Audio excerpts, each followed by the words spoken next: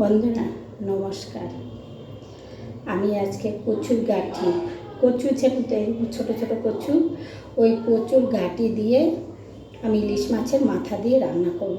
আমি কেটে নিয়েছি, ধুয়ে নিয়েছি, মানে পরিষ্কার করে নিয়েছি। এবার দেখুন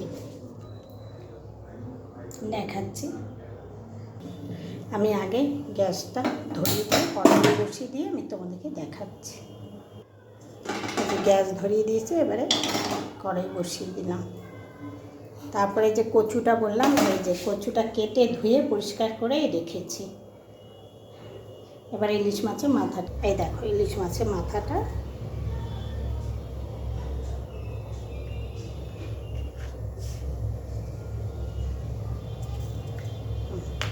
নুন হলুদ দিয়ে নিলাম। কড়াই গরম হয়ে গেছে, এবারে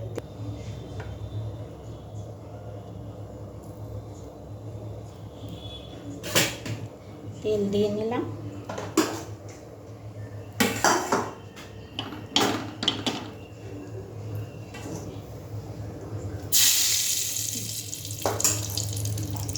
সামান্য একটু নুন দিয়ে দিলাম, তেলটা ঠিকঠাক দিলাম।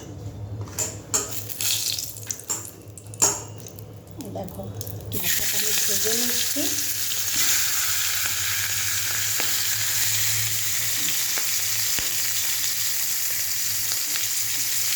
ইলিশ মাছের মাথাটা ভাজা হয়ে গেছে, এবার আমি নামিয়ে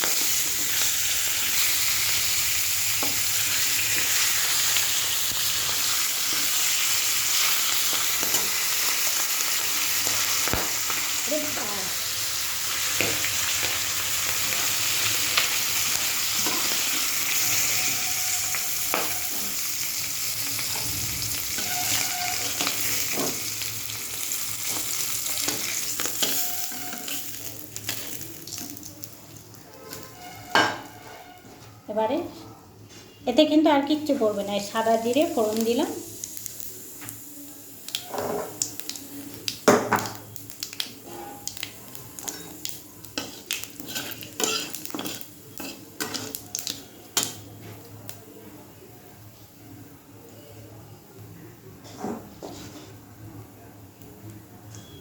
হয়ে গেছে, এবার কচুটা দিয়ে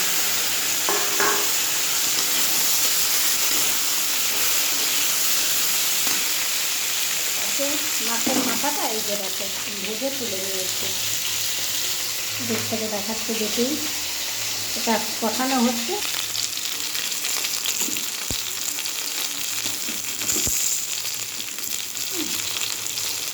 অল্প করে একটু ধনের গুঁড়ো দিলাম, জিরে দেবো না। ধনের গুঁড়ো দিলে এটা খেতে ভালো হয়।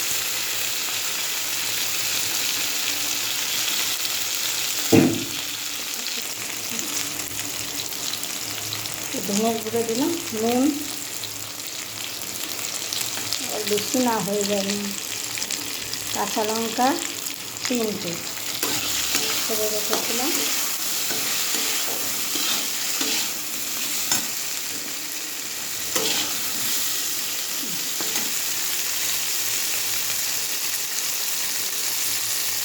হলুদ, ঝাল যে যেমন খাবে করতে তো একটু ঝালটা দিলাম। 1 চামচ শুকনো লঙ্কা দিয়ে 3টে কাঁচা লঙ্কা,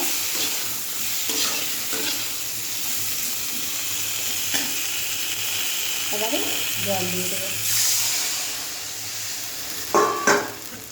এতে আর কোনো মশলাই করবে না। হয়ে গেছে, এবারে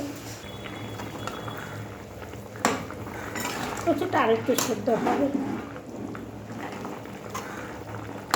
এক একটা হয়েছে, এক একটা হয়নি। এবারে আমি মাছের মাথাটা দিয়ে দিলাম।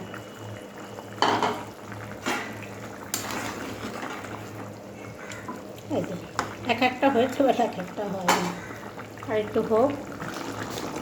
এই দেখো বন্ধুরা হয়ে গেছে কচু তরকারি ইলিশ মাছের মাথা দিয়ে হয়ে গেছে। আমি গ্যাস অফ করে দিলাম। তোমরা দেখলে তো আমি কিভাবে করেছি, তোমরা ওইভাবে করে খেয়ে দেখবে, ভালো লাগে। একটা লাইক, একটা কমেন্ট, একটা শেয়ার, একটা ফলো দিও, পাশে থেকো। আর কি বলবো, তোমরা সব ভালো থেকো। টাটা, রাখি।